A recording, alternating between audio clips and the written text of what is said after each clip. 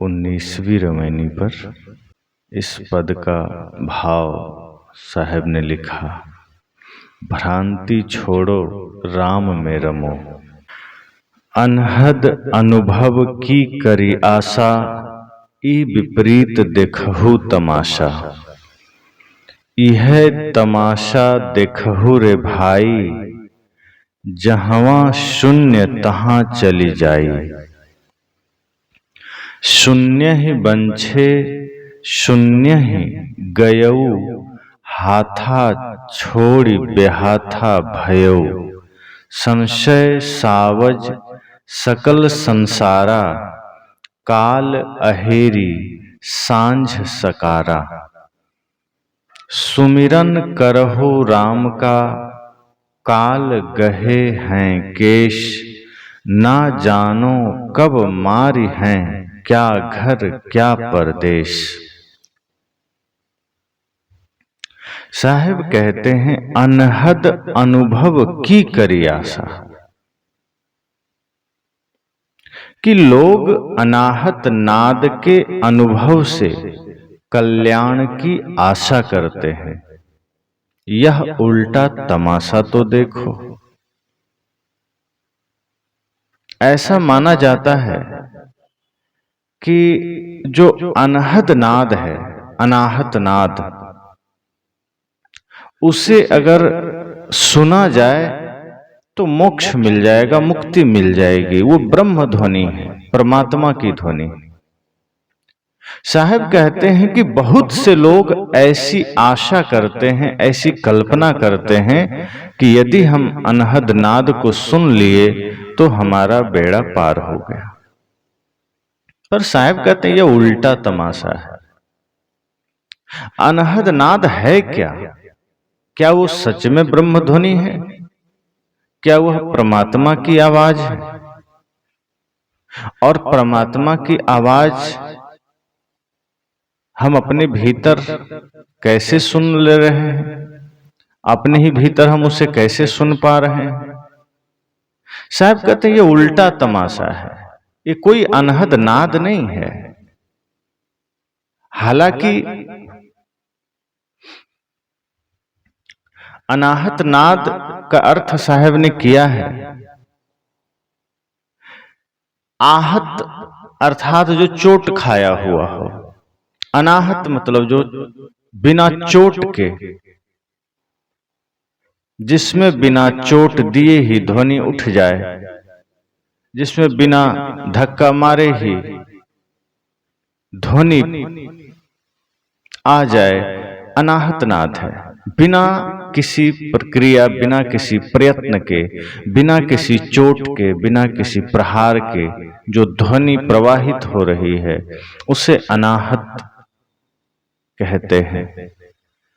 अब योगी लोग ऐसा मानते हैं कि जब हम अपने दोनों कानों को बंद करते हैं, उसके बाद जो ध्वनि सुनाई देती है, गनगनाहट की ध्वनि, वही अनाहत नाद है।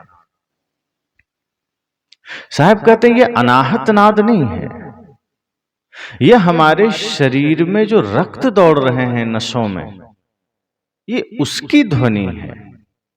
ठीक उसी तरह जैसे विद्युत के खंभों में आप सब कान लगाकर सुनेंगे, और जिस वक्त विद्युत प्रवाहित हो रही है, बिजली प्रवाहित हो रही है, तो आपको वहां भी ठीक वैसी ही ध्वनि सुनाई देगी। विद्युत दिखाई तो नहीं देते, लेकिन वो शक्ति से प्रवाहित हो रही है तो उसकी एक अलग ध्वनि सुनाई देती है। इसी तरह शरीर में जो रक्त प्रवाहित हो रहे हैं, रक्त की धारा बह रही है, उसकी ध्वनि कान बंद करने पर खुद को ही सुनाई देती है, और ये बिना चोट के ध्वनि है, तो इसे अनाहत कहते हैं। अनाहत नाद, इसी को योगियों ने कहा कि यही ब्रह्म ध्वनि है। जैसा कि आपने पहले भी सुना है कि तमाम तरह की कल्पनाएं शरीर में योगी लोग किया करते हैं। दोनों भवों के बीच में त्रिकुटी माना और इसी को ब्रह्मांड मान लिया। शरीर ही ब्रह्मांड है, ऐसी कल्पना हो गई कि सारा ब्रह्मांड इस त्रिकुटी में निवास कर रहा है और इस त्रिकुटी संगम में ही परमात्मा का निवास। तो ऐसी ऐसी तमाम कल्पनाएं समय समय से हुआ करती है। साहब कहते ये कल्पना, ऐसी कल्पना मात्र कल्पना है, ये इसका यथार्थ से कोई लेना देना नहीं। अनाहत ध्वनि ब्रह्म की ध्वनि नहीं है, परमात्मा की ध्वनि नहीं है, इससे सुनने से कोई मोक्ष नहीं मिलेगा। हाँ, इतना हो सकता है कि इस ध्वनि को बार बार सुनते सुनते मन एकाग्र हो सकता है। हमारे मन की एकाग्रता में यह ध्वनि सहायक है। हम बाहर संसार की ध्वनि सुन रहे हैं, हम बाहर संसार की आवाज को सुन रहे हैं, यहां वहां दुनियादारी में मन लगा है, वहां से हटाना है मन, तो हम इस ध्वनि का सहारा ले सकते हैं। यह हमारे एकाग्रता में सहायक बन सकता है। तो ये जो नाद है, जिसे कि ध्यान की प्रक्रिया में नाद योग भी कहते हैं, इस नाद योग का अर्थ इतना ही हो सकता है, इतना ही होना चाहिए कि हम आंखें बंद करके, कानों को बंद करके इस ध्वनि को श्रवण करते हुए मन को एकाग्र कर सके। साहब कहते हैं कि लेकिन संसार में बड़ा उल्टा चल रहा है। इस अनहद ध्वनि को सुन करके, इस अनाहत ध्वनि को सुन करके लोग सोच रहे हैं कि हम ब्रह्म ध्वनि को सुन लिए, हमने परमात्मा को ही सुन लिया और इस प्रकार से हमें मुक्ति मिल जाएगी, मोक्ष मिल जाएगा। तो साहब कहते हैं यह विपरीत तमाशा है, यह उल्टा तमाशा है, यह कोई सीधी बात नहीं है, यह तमाशा। पहली बात तो यह तमाशा है, साहब ने इसे तमाशा कहा। जैसे कहीं कोई खेल हो रही हो, कहीं कोई बाजे गाजे बज रहे हो, मेला में आप जब जाते हैं तमाम तरह के दृश्य दिखाई देते हैं, लोग कहते हैं अरे तमाशा है, ये तमाशा देखने आए हैं। तमाशा का मतलब ही है जो यथार्थ में नहीं है, बस वो किया जा रहा है मनोरंजन के लिए, वो मजे लेने के लिए काम चल रहे हैं, तमाशा है। यथार्थ से उसका कोई लेना देना नहीं है। साहब ने पहले ही कहा यह तमाशा है, और तमाशा में भी यह उल्टा तमाशा है, सीधा नहीं। सीधा हो तो थोड़ा मनोरंजन भी किया जाए, सीधा तमाशा हो तो थोड़े मजे भी लिए जाएं। साहब कहते हैं बिल्कुल उल्टा तमाशा है। एक तो ये तमाशा है पहले ही गलत, जिसे तुम अनाहत नाद कहते हो, साहब उसे तमाशा कह रहे हैं। वे कहते हैं कि ये तमाशा को देखो बिल्कुल उल्टा है। ये योगी लोग उल्टी खोपड़ी के हैं और तमाम चीजों को तमाशा बना करके पेश कर रहे हैं। हालांकि इनकी नजर में ये ब्रह्म ध्वनि है, हालांकि ये इसे तमाशा नहीं मानते, ये इसे परमात्मा की ध्वनि मानते हैं। पर सदगुरु कबीर कहते हैं कि यह तमाशा ई विपरीत देखो तमाशा, इस विपरीत, इस उल्टी तमाशे को देखो। और ये कैसा तमाशा है कि कान बंद करने पर जो ध्वनि सुनाई दे उसे परमात्मा की ध्वनि मान लेना। अब शरीर में तमाम तरह की ध्वनि प्रवाहित होते हैं, उसे तुम परमात्मा की ध्वनि मान लोगे। तो कान बंद करने से ही कोई ध्वनि बस थोड़े निकलती है, और भी ध्वनि निकल रही है। अब कोई सोया है, खर्राटा ले रहा है, उसे किसकी ध्वनि मानोगे? वो भी परमात्मा की ही ध्वनि है। किसी को नींद में ही चलने की बीमारी है, कुछ बड़बड़ाने की बीमारी है, तो प्रार्थना की ध्वनि मान लो उसे। साहब कहते हैं ये तमाशा है, और उसमें भी उल्टा तमाशा। कान बंद करो, नाक बंद करो। अब नाक किसी का बंद कर दो तो तमाम तरह की ध्वनि धीरे धीरे भीतर से निकलने लगी। वो आदमी बिलबिला उठेगा, तिलमिला उठेगा। तो ऐसी नासमझी को साहब कहते हैं यह तमाशा है। शरीर प्रकृति का, प्रकृति की रचना है, इसमें अपने सिस्टम हैं, अपने तरीके हैं। यह शरीर वस्तुतः हमें साधना के लिए मिला है, कल्याण के लिए मिला है, यह तमाशा के लिए नहीं मिला है। हम इसमें भी तमाशा खोज लेते हैं। साहब कहते हैं ये कानों को बंद करो, जो ध्वनि सुनाई दे मन को एकाग्र करो। आंख बंद करते हो तमाम तरह के दृश्य दिखाई देते हैं। आंख बंद करने पर जो दृश्य दिखाई देते हैं लोग उसे ब्रह्म प्रकाश मान लेते हैं। साहब कहते हैं ये सारे विकार हैं, ये सब जड़ हैं, और ये विकार, ये जड़ तुम्हारे कल्याण का लक्ष्य नहीं हो सकता। हाँ, इतना हो सकता है कि तुम्हारे कल्याण मार्ग में इसे तुम अपना सहायक बना सकते हो। जैसे मन, सारी समस्याओं का कारण हमारा मन है, सारी नासमझी का कारण हमारा मन है, सारी मूढ़ताओं का जन्म ही मन के द्वारा होता है। लेकिन सद्गुरु कहते हैं कि कबीर मन तो एक है, भावे तहां लगाओ, भावे गुरु की भक्ति करो, भावे विषय कमाओ। कि मन तो एक ही है, अगर तुमने इसे भक्ति में लगा दिया, अगर तुमने इसे साधना में लगा दिया, तो ये मन तुम्हारे मोक्ष में सहायक भी बन जाएगा। लेकिन यदि तुमने इसे विषय में लगा दिया, वासना में लगा दिया, कामना में लगा दिया, माया में लगा दिया, तो ये तुम्हें नरक में भी डुबा देगा। तो ये जो कुछ भी चीजें हमारे शरीर से जुड़ी हैं, चाहे वो अनाहत नाद हो, चाहे वो आंखें बंद करने के बाद जो लाल पीला नीला हरा काला प्रकाश दिखाई देता है, ना तो ये ब्रह्म प्रकाश है, परमात्मा का प्रकाश है, ना वो ब्रह्म ध्वनि है। ये सब शरीर के ही विकार हैं। आंख बंद करते हैं तो जो लाल नीला पीला दिखाई देता है, चाहे तो हम उसमें मन केंद्रित कर सकते हैं, चाहे तो हम उसमें अपना मन एकाग्र कर सकते हैं। इसी तरह से कानों को बंद करने पर जो ध्वनि सुनाई देती है, उस नाद में हम अपना मन ठहरा सकते हैं, हम उसका सहारा ले सकते हैं। ये सभी संबल हैं, ये सभी हमारे ध्यान की यात्रा में सहायक हैं। यह कोई ब्रह्मध्वनि नहीं जिसे सुन करके हम मुक्ति पा सकें, जो अंतिम स्थिति की बात हो। ये सहायक है आपके मार्ग का, या मंजिल नहीं है। जैसे कोई आदमी यात्रा करता है तो यात्रा में कई जगह आप देखेंगे लगातार हर किलोमीटर पर किलोमीटर लिखा हुआ एक पत्थर मिल जाएगा, जिसे मील के पत्थर कहते हैं। उसमें आपके गंतव्य का नाम लिखा होता है और नीचे दूरी लिखी होती है। वो पत्थर का काम इतना ही है कि वो आपके मंजिल में सहायक बन जाए, वो आपको सही दिशा की ओर ले जाए। इसी तरह से ये जो ध्वनियां हैं, ये जो प्रकाश हैं, ये हमारे मुक्ति के मार्ग में मील के पत्थर बन सकते हैं, अगर हमने इसका सदुपयोग किया, अगर हमने इसका उपयोग मन को शांत करने में किया, मन को एकाग्र करने में किया। इसलिए साहब ने कहा कि ऐसा करने पर यह हमारे लिए सहायक हो सकता है, लेकिन संसार के लोग ऐसा करते नहीं हैं।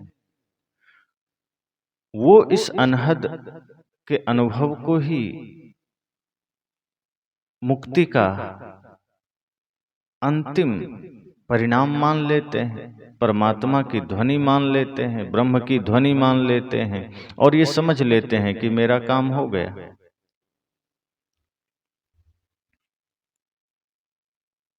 अब कान के छिद्रों को बंद कर जो ध्वनि हम सुने, वो इतना ही है कि हमारे रक्त दौड़ रहे हैं शरीर में, नसों में, वो ध्वनि कर दे रही है, उससे ध्वनि उत्पन्न हो रही है। वो कोई अनाहत नाद नहीं है। तो सद्गुरु ने यहाँ हठयोगियों की उल्टी बुद्धि का तमाशा कहा है। बिना आघात के शब्द ध्वनि आदि का पैदा होना ही असंभव है। विश्व में कहीं भी स्वन शब्द एवं ध्वनि के पैदा होने का कारण है चोट एवं आघात।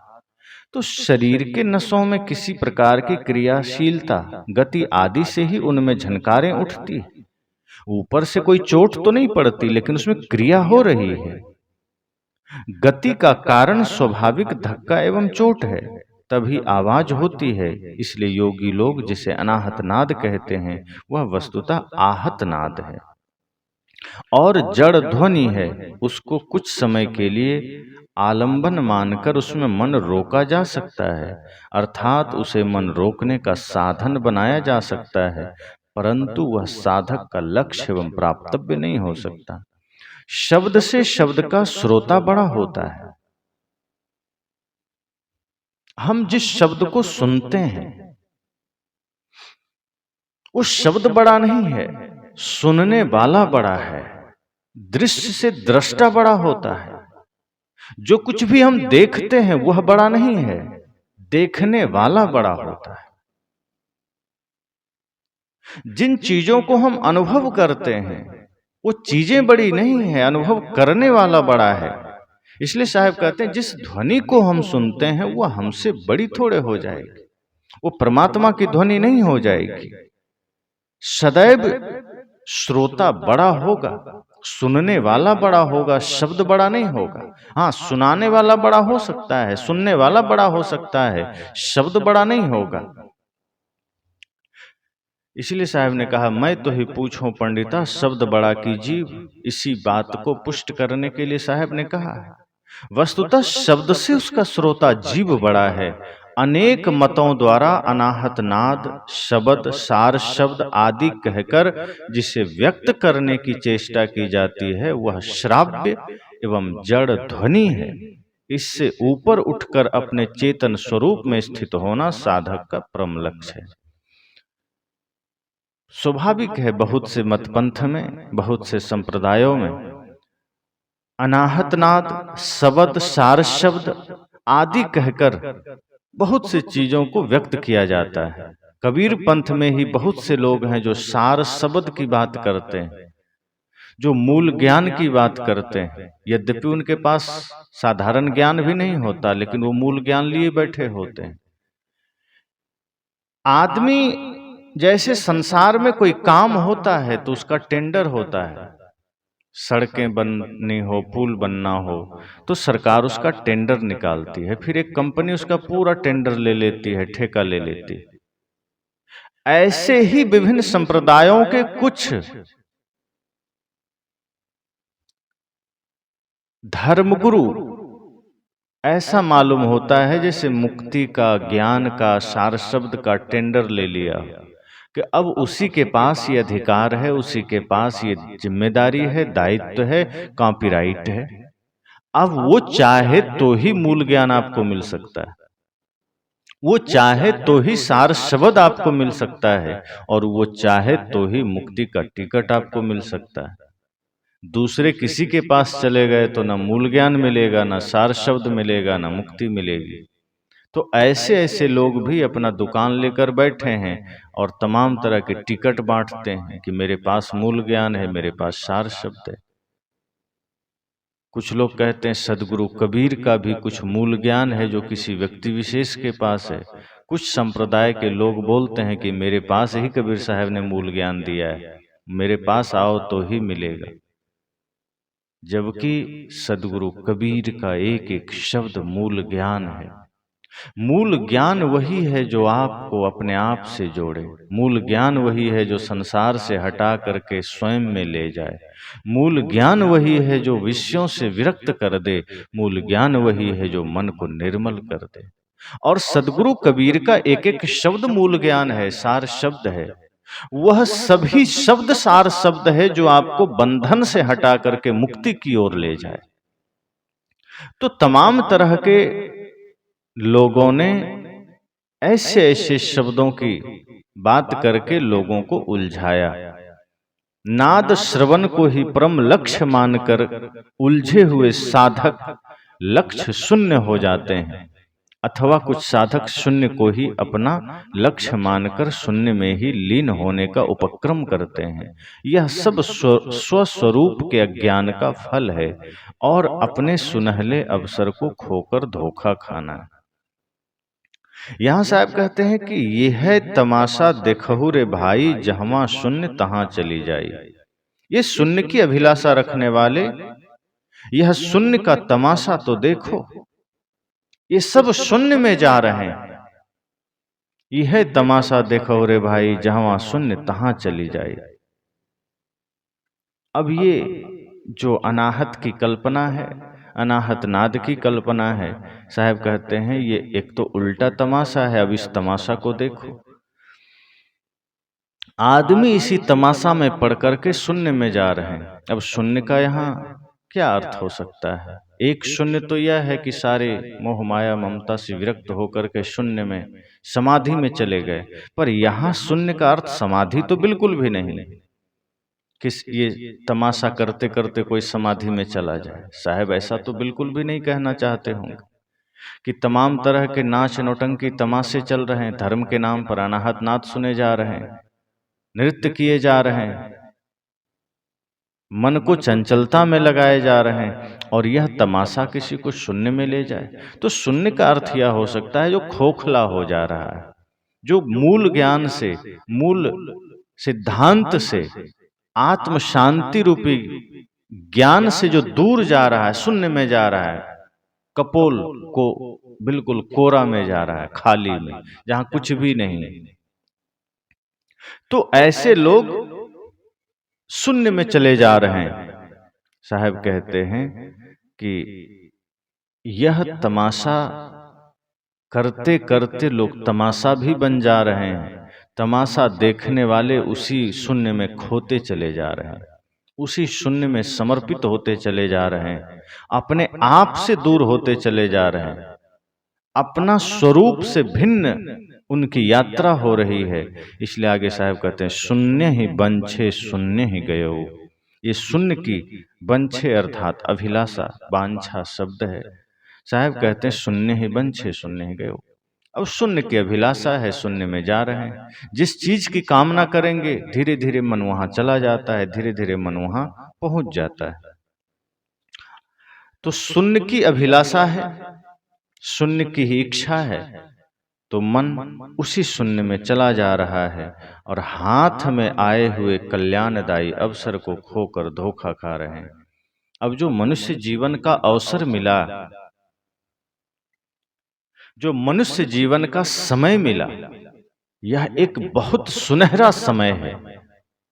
सोचिए इतने लाख खानियों में मनुष्य जीवन कितना सौभाग्यशाली है, लेकिन हम इसे इतना लापरवाही और बेहोशी में जी रहे हैं कि कदम कदम पर हम पाप किए चले जा रहे हैं, अधर्म किए चले जा रहे हैं। साहब कहते हैं शून्य ही बंछे शून्य ही गयो। शून्य की अभिलाषा किया तो तुम शून्य में चले गए और हाथा छोड़ी बेहाथा भयो। ये मोक्षदायी कल्याणदायी मनुष्य जीवन तुम्हें मिला, लेकिन तुम इसे लगा दिए कल्पना में, शून्य में। शून्य अर्थात कल्पना, जहां कुछ भी नहीं है, सिर्फ कल्पना है, अनुमान है। और अनुमान कल्पना में जब लगा दिया मन को, तो समझ लेना ये शरीर व्यर्थ में चला गया। कल्पना है बाहर कोई भगवान है, कल्पना है बाहर कहीं स्वर्ग है, कल्पना है कोई भोग मोक्ष देने वाला कहीं कोई बैठा है। साहब कहते हैं कल्पना है, और इस कल्पना की तुमने इच्छा किया, तुम इसी कल्पना में चले गए। बाहर की सारी पूजाएं कल्पना मात्र है, सारे भगवान की कल्पना करना। शून्य में जाना है, अपने भीतर स्वयं में परमात्मा को न देखना, स्वयं अपने स्वरूप को न पहचानना, मैं कौन हूं यह न जानना। साहब कहते हैं इससे विपरीत तुम जहां भी संसार में जाओगे, शून्य में जाओगे, कल्पना में जाओगे, अनुमान में जाओगे। और ये संसार अनुमान और कल्पना में चल रहा है। कहीं किसी भगवान की कल्पना है, कहीं स्वर्ग का अनुमान है, कहीं शांति का अनुमान है। और बाहर जहां भी स्वर्ग की कल्पना हो, चाहे शांति का अनुमान हो, साहब कहते हैं शून्य में जाना है। और ऐसा करके हम अपने मनुष्य जीवन को खो रहे हैं, ऐसा करके हम अपने सुनहरे अवसर को गंवा रहे हैं। ये हाथ में आया हुआ मुक्ति का साधन, हम इसे खोते चले जा रहे हैं। यह जीवन मुक्ति का साधन है, इसे व्यर्थ में न गंवाओ। इसे पाप में ना गंवाओ। अब कल्पना की लड्डू हम खा रहे हैं, किसी ने कह दिया, पूजा करने किसी ने कह दिया, ध्यान करने, बाहर हम अनाहत में ध्यान लगा रहे हैं, बाहर हम किसी भगवान की कल्पना में बैठे हैं, बाहर हम किसी परमात्मा से वरदान पाने की उम्मीद में बैठे हैं। साहब कहते हैं ये सारी कल्पनाएं धरती पर चलती है और ये सब करके तुम अपने मनुष्य जीवन को खो रहे हो। साहब कहते इतना समझ लीजिए कि हाथ पर हाथ धरे बैठे कुछ भी नहीं होगा। मुक्ति के मार्ग में आपको कदम बढ़ाना पड़ेगा, मन निर्मल करना पड़ेगा। जब मन निर्मल होगा तो समझना वहां परमात्मा की उपस्थिति हो जाएगी, वहां स्वयं भगवान की उपस्थिति हो जाएगी। जहां मन की निर्मलता है, पवित्रता है, जहां मन की शीतलता है, साहब कहते हैं फिर हरि तुम्हारे पीछे खड़े हो जाएंगे, फिर वो तुम्हारे साथ खड़े हो जाएंगे। यह मन तो शीतल भया जैसे गंगा नीर, पीछे पीछे हरि फिरे, कहत कबीर कबीर। साहब कहते ये मनुष्य जीवन बड़ा सुनहरा अवसर है, इसे मत खो देना। अगर यह कल्याणकारी अवसर तुमने खो दिया तो समझना कि फिर तुम धोखा ही खा रहे हो। जो हाथ में आया अवसर खो दे फिर वो बेहाथा हो गया, फिर वो धोखे में चला गया। इसलिए साहब कहते हैं धोखे में मत रहो, कल्पना में मत जियो, अनुमान में मत जियो, शून्य की तरफ मत भागो, अपनी ओर लौटो, विचारों की शून्यता कर दो, अपने सारे अनुमान कल्पनाओं को शून्य कर दो, अपने से बाहर जो कुछ भी तुम्हारा लक्ष्य है उसे शून्य कर दो और स्वयं में लौट आओ। अपने में लौट आना, स्वयं को जान लेना, यही इस जीवन का ध्येय होना चाहिए और इसलिए ही यह मनुष्य जीवन मिला है। तो साहब कहते हैं कि यह कल्याणकारी मनुष्य जीवन तुम्हें मिला और तुम इसे खो रहे हो और इसी में धोखा खा रहे हो। आगे साहब कहते हैं संशय सावज सकल संसारा। पिछले रमैनी में भी हमने संशय सावज के बारे में जाना है कि जो संशय संदेह रूपी पशु है हमारे मन में, यह हमें खा रहा है। यह संदेह चाहे पारिवारिक हो चाहे आध्यात्मिक हो, यह हमें खोखला कर रहा है। यहां भी साहब कहते हैं संशय सावज सकल संसारा, कि यह जो संशय रूपी पशु शिकारी है, यह काल बनकर, काल अहेरी सांझ सकारा, संशय सावज सकल संसारा, काल अहेरी सांझ सकारा। यह संशय पशु शिकारी काल बनकर रात दिन संसार के सारे लोगों को मार रहा है,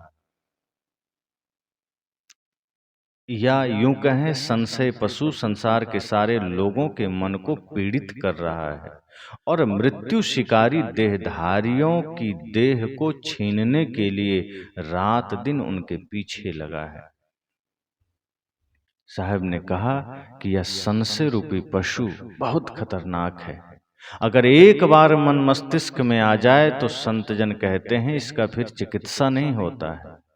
दुनिया के तमाम बीमारियों का इलाज तो होता है, लेकिन कई बार जो हम अपने मन में मस्तिष्क में संशय का बीज डाल लेते हैं, फिर हम अपने अच्छे से अच्छे जीवन को भी नर्क बना लेते हैं। रिश्तों में जितना खतरनाक यह है, उतना उससे ज्यादा खतरनाक यह हमारे आध्यात्मिक जीवन में है। क्योंकि जैसे ही हम संदेह में उतरते हैं तो अच्छी चीजें बुरी और बुरी चीजें अच्छी लगने लग जाती है। फिर जहां यथार्थ ज्ञान है वहां हमें रस नहीं आता, वहां हमारा मन एकाग्र नहीं होता, और जहां भ्रम है, पाखंड है, जहां नासमझी है, वहां मन हमारा अटकने लगता है। तो साहब ने कहा कि मन में जब संदेह पैदा होता है, मन में जब यह संदेह रूपी पशु का जन्म होता है, तो हम धीरे धीरे मुक्ति से दूर तो होते ही हैं, सामान्य जीवन में सुख समृद्धि से भी दूर हो जाते हैं। इसलिए संशय मन में कभी आने नहीं दीजिए।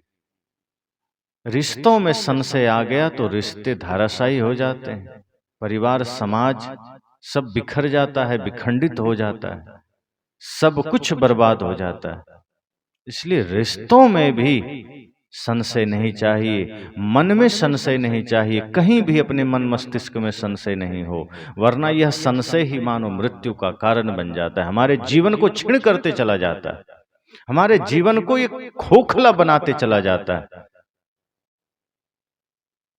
इसलिए साहब ने कहा काल अहेरी सांझ सकारा।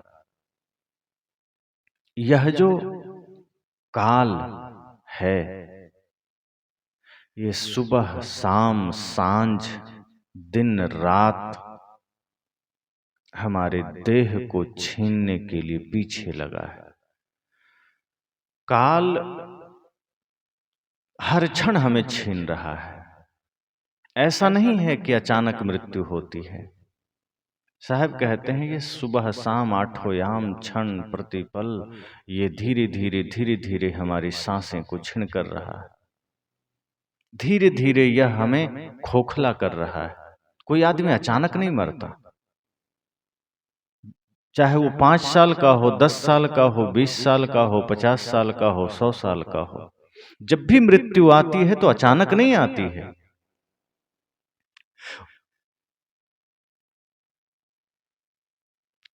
भजन में कहा है उम्र देख पल पल घटी जा रही है, निकट मौत छिन छिन चली आ रही है। उम्र देख पल पल घटी जा रही है, निकट मौत छिन छिन चली आ रही है। समझ ले तू बंदे इशारा घड़ी का, नहीं है भरोसा जरा जिंदगी का। समझ ले तू बंदे इशारा घड़ी का, नहीं है भरोसा जरा जिंदगी का। कहा उम्र देख पल पल घटी जा रही है। ऐसा नहीं है कि अचानक मृत्यु आती है, एक एक क्षण हमारी उम्र घट रही है, एक एक क्षण मृत्यु हमारे आयु को छीन कर रही है। साहब कहते हैं ये जो काल है ये सुबह शाम दिन रात हमारे शरीर को, हमारे आयु को, हमारी उम्र को छीन कर रहा है। इससे पहले कि काल हमें पूरा छीन कर दे, जागृत हो जाओ और आत्म कल्याण का काम कर लो। मृत्यु अचानक नहीं होती है, धीरे धीरे यह हमें खा रही है। यह शिकारी है, यह काल है। कब हम इसके गाल में चले जाएं पता नहीं, पर यह प्रक्रिया जन्म से ही शुरू हो जाती। जिस दिन बालक शिशु रूप में माँ के गर्भ में आता है, जिस दिन इंसान माँ के गर्भ में आता है, समझ लो उसी दिन से उसकी आयु घटनी शुरू हो जाती। उसी दिन से उसको मृत्यु घेरना शुरू कर देता है। एक एक दिन एक एक पल उसका खत्म होने लगता है। इसलिए साहब कहते हैं सुमिरन करो राम का। हे मनुष्य तू अपने अंतरात्मा राम का स्मरण कर, सुमिरन कर। काल गए हैं केस, मृत्यु ने मानो तुम्हारा चोटी पकड़ रखा है, तुम्हारा केस, तुम्हारा बाल पकड़ रखा है। अब घर में हो या प्रदेश में पता नहीं वह कब तुम्हें मार गिराए, कोई जानता थोड़े। लोग आंकड़ा देते हैं, एक्सीडेंट में इतने लोग मरे, सांप के काटने से इतने लोग मरे, जहर खाने से मरे, आत्महत्या से मरे, अन्य बीमारियों से अस्पताल में मरे। लेकिन आंकड़ा अगर निकाला जाए तो सबसे अधिक मृत्यु लोगों के घर में ही होती है, बिस्तर पर होती है। साहब कहते हैं घर हो, बाहर हो, देश हो, प्रदेश हो, कहीं भी हो, काल ने हमारी चोटी को पकड़ रखा है, हम कहीं भाग नहीं सकते। आदमी मृत्यु से भागने की चेष्टा बहुत करता है, सब कुछ सुन लेता है, सब कुछ जान लेता है, सब कुछ बर्दाश्त है, लेकिन मृत्यु की कल्पना से भी घबरा जाता है। साहब कहते हैं सुमिरन करो, समय कम है, राम का सुमिरन करो, अच्छे काम करो, नेक काम करो, कुछ धर्म की कमाई करते चलो, कुछ पुण्य की कमाई करते चलो। पता नहीं ये शरीर दोबारा मिले न मिले, और फिर इस शरीर का करोगे क्या? जो शरीर राख ही हो जाना है, मिट्टी ही हो जाना है, उसे बचाकर क्या करोगे? अच्छा है कि इसे सेवा में लगाओ, अच्छा है इसे धर्म में लगाओ, कल्याण में लगाओ, किसी दीन दुखी के सहायक बन जाओ। साहब कहते सुमिरन करो राम का सुमिरन करो, आत्मा राम को जानो, मैं कौन हूं ये जानो, और जब अपने आप को जान लोगे तो सब में तुम्हें फिर वही परमात्मा का दर्शन होगा, फिर सबके प्रति तुम्हारी संवेदना जागृत हो जाएगी। वरना आज इंसान इतना संवेदनहीन हो गया कि अपने अलावा किसी और के सुख समृद्धि का ख्याल भी मन में नहीं उठता, बल्कि अपने से अलग कोई भी हो, अपना पराया, सबके प्रति वो संवेदनहीन आदमी इतना ही सोचता है कि अगर उसे भी धक्का देना पड़े तो धक्का दे के आगे निकल जाएंगे, किसी और को भी रौंदना पड़े तो रौंद कर आगे बढ़ जाएंगे। और इतना ज्यादा आदमी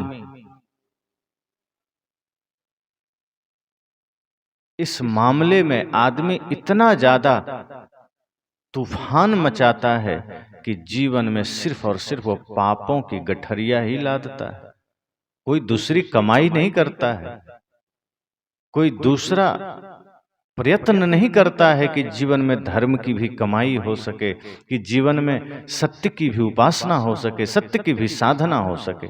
साहब कहते हैं समय कम है, काल ने तुम्हारी चोटी को पकड़ रखा है, काल ने तुम्हें दबोच रखा है, भागकर कहां जाओगे? ये सोचते हो कि मृत्यु से बच जाएंगे? साहब कहते नहीं, ये तमाम तरह के जो तुम तमाशा कर रहे हो, ये जीवन में इन तमाशा से ऊपर उठो। अगर यही करते तुम्हारी आयु निकल गई तो कल्याण का काम कब करोगे? ये अनाहत, ये ज्योति, ये बिंदु, ये बाहर का ध्यान, ये शब्द, सार शब्द की कल्पनाओं से ऊपर उठो। ये सारे शून्य, ये सारी कल्पनाओं में तुमने अपना समय गंवा दिया, तुमने अपना आयु गंवा दिया। धीरे धीरे तुम उसी संशय, उसी कल्पना, उसी आडंबर में चले जा रहे हो, स्वयं को खोते चले जा रहे हो, और तुम्हें पता भी नहीं चलता कि इधर काल तुम्हें खोखला कर रहा है, धीरे धीरे वो तुम्हें कमजोर कर रहा है। और एक समय ऐसा आएगा कि काल अचानक मारसी ज्यों तीतर को बाज, कि अचानक काल मार देगा, जैसे बाज तीतर को मार देता है झपट्टा मारकर। साहब कहते हैं इसी तरह काल अचानक मारसी, ना जानो कब मारी हो क्या घर क्या परदेश, पता नहीं कब वह काल हम पर आक्रमण कर दे। इसलिए साहब कहते हैं कि सजग हो जाइए, जागृत हो जाइए, सावधान हो जाइए, प्रतिपल प्रतिक्षण मृत्यु सिर पर खड़ी है। काल खड़ा सिर ऊपरे तय जाग बिराने मीत, जाका घर है गैल में सोकस सोवे निश्चिंत। ये तमाम तरह के प्रपंचों में, माया में, आडंबर में, वासना के गली में तुम्हारा घर है, और तुम निश्चिंत कैसे रह सकते हो? चारों ओर से तुम्हें न जाने कितने संसार की चोटें लग रही है, दुनिया भर के तमाम माया के प्रहार तुम पर हो रहे हैं, तुम निश्चिंत कैसे हो सकते हो? और ऊपर से काल तुम्हारे सिर पर खड़ा है। साहब कहते हैं जाग जाओ, होश में आ जाओ, इससे पहले कि मृत्यु तुम्हें खोखला कर दे, इससे पहले कि मृत्यु तुम्हें नष्ट कर दे, ये तुम्हारा शरीर तुमसे छीन ले, इस शरीर का सदुपयोग कर लो, इस शरीर से कुछ धर्म का काम कर जाओ, इस शरीर से कुछ परमार्थ का काम कर जाओ। अपने लिए तो सभी जीते हैं, स्वार्थ के लिए तो सभी जीते हैं, परमार्थ के लिए जो जी लिया, समझना इस धरती पर वो उसी ने जीवन जिया है, बाकी तो घसीट कर चला है। जीने जीने में फर्क है। एक है किसी दूसरे की सेवा करके जीना, किसी और को भोजन देकर खाना, किसी और के आंसू पोंछ कर खुश होना, और एक है दूसरे के आंसू का कारण बन जाना, दूसरे के भुखमरी का कारण बन जाना, दूसरे के गरीबी का कारण बन जाना, दूसरे की लाचारी का कारण बन जाना। साहब कहते हैं ऐसे लोग धरती का सबसे बड़ा भार है, और ऐसे लोग भयंकर पापी हैं, और इन्हें फिर नरक के सिवा कुछ नहीं मिलता। काल तो सबके जीवन में आता है, पर साहब ने कहा है कि एक सिंहासन चढ़ चले, एक बंधे जात जंजीर। एक सिंहासन में बंध कर जाता है, सिंहासन पर चढ़कर जाता है, एक जंजीर में बंध कर जाता है। इसलिए साहब कहते हैं कि अनहद का अर्थ हद रहित व्यापक भी होता है। सदगुरु कहते हैं अनहद अनुभव की करी आशा, अर्थात अपनी आत्मा की व्यापकता के अनुभव की आशा करते हैं, जो कभी पूरी होने वाली नहीं है। या किसी को अनुभव नहीं होता कि मैं स्वतंत्र परिपूर्ण व्याप्त हूँ। सदगुरु कहते हैं कि ई विपरीत देखो तमाशा, यह उल्टा तमाशा है। आत्मा व्यापक है, यह महिमा परक कथन है। इसका अर्थ है आत्मा सर्वोच्च तत्व है। कबीर साहब ऐसी बातें नहीं मानते हैं जो अनुभव की कसौटी पर खरी नहीं उतरती। आत्मा कभी काल में, आत्मा सभी काल में विद्यमान रहती है, यह तो ठीक है, किंतु नित्य वस्तु अक्षुण रहती है, किंतु एक परिनिष्ठित आत्मा सर्वत्र व्याप्त है। यह न अनुभव का विषय है और न व्यवहारिक है। ऐसी अवधारणा करना अपनी आत्मा को शून्य में भटकाना है। मैं साक्षी शुद्ध चेतन हूं, यह आनुभविक स्थिति ही तथ्यपूर्ण है। सदगुरु हठयोग और नाद श्रवण आदि दृश्य भाषों तथा व्यापकवाद के भ्रम से साधक को हटाकर उसे सहज राम का स्मरण बताते हैं। उनका राम अपना शुद्ध चेतन स्वरूप है। वे साधकों को सावधान करते हैं कि तुम भ्रम में मत रहो। जीवन का कुछ ठिकाना नहीं। घर में, वन में, देश में, विदेश में कहीं भी काल आ सकता है। तुम्हारी चोटी काल ने पकड़ रखी है। तुम सारा प्रमाद छोड़कर अपने अविनाशी चेतन स्वरूप राम का स्मरण करो। ये जो भी प्रमाद है उसको छोड़ो। ये हठयोग, ये नाद श्रवण आदि दृश्य भाषों आदि को छोड़ो, इस भ्रम को छोड़ो, संशय को छोड़ो, तमाम प्रपंचों को छोड़ो और अपने चेतन स्वरूप में लगो। साहब कहते हैं कि तुम भ्रम में मत रहो कि हम सदा यहाँ जीने आए हैं। इस कल्पना में मत रहो कि हम यहाँ बसने वाले हैं, रहने वाले हैं। साहब कहते हैं भ्रम में मत रहो, कोई ठिकाना नहीं, जीवन का कोई भरोसा नहीं। मृत्यु कब, कहाँ, किस क्षण आ जाए, वन में, घर में, बाजार में, घर के बाहर, घर के भीतर, किसी भी क्षण, बचपने में, किशोरा में, जवानी में, बुढ़ापा में, कोई जानता नहीं। कहीं भी आ सकता है, कभी भी आ सकता है। और इससे पहले कि यमराज आए, इससे पहले कि मृत्यु उठाने आ जाए, हमें अपने स्वरूप को जान लेना है। हमें परमार्थ कर लेना है, धर्म कर लेना है, पुण्य की कमाई कर लेना है। इसलिए सदगुरु कबीर का यह पद कि अनहद अनुभव की करी आशा, ई विपरीत देखहु तमाशा, यह तमाशा देखो रे भाई, जहां शून्य तहां चली जाई। एक तरह से साहब ने समस्त कल्पनाओं के द्वारा जो हम मोक्ष चाहते हैं, समस्त अनुमान के द्वारा जो हम शांति चाहते हैं, और ऊपर से संशय में जो हमारा जीवन चल रहा है, संदेह में जो हमारा जीवन चल रहा है, गलतफहमी में जो हमारा जीवन चल रहा है, भ्रांति में जो हमारा जीवन चल रहा है, साहब कहते ये सारे संशय का त्याग कर दो। ये बाहर की तमाशा का त्याग कर दो। ये बाहर की कल्पना का त्याग कर दो। कल्पना से कभी मोक्ष नहीं मिलता है। कल्पना आदमी को खोखला कर देता है, अनुमान आदमी को खोखला कर देता है, वहां सत्य का कोई किरण नहीं है। इसलिए इस पद के माध्यम से साहब ने कहा कि अनहद आदि की कल्पना करके तुम जो मोक्ष चाहते हो, ये मोक्ष वैसे नहीं मिलता। मोक्ष मिलता है मोह के क्षय से, मोक्ष मिलता है वासना मुक्ति से, मोक्ष मिलता है पूर्ण निर्मलता से। जब मन सा वाचा कर्मणा हम पूर्ण निर्मल हो जाते हैं तब मोक्ष घटित होता है। इसलिए समस्त कल्पनाओं से ऊपर उठिए, तमाम तरह के अनुमान से ऊपर उठिए, भ्रांति से ऊपर उठिए, संदेह से ऊपर उठिए, क्योंकि जीवन का कोई ठिकाना नहीं। काल ने हमारी चोटी पकड़ रखा है, ऐसा नहीं उसे पकड़ना पड़ेगा।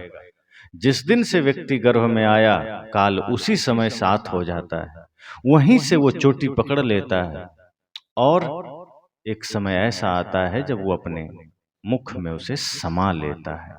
इसलिए काल गहे हैं केस न जाने कब मारी हो, क्या घर क्या परदेश, न जाने ये मृत्यु कब आ जाए, न जाने ये जीवन का दीपक कब बुझ जाए, कोई नहीं जानता। इसलिए हम सबको सजग रहना है, सावधान रहना है।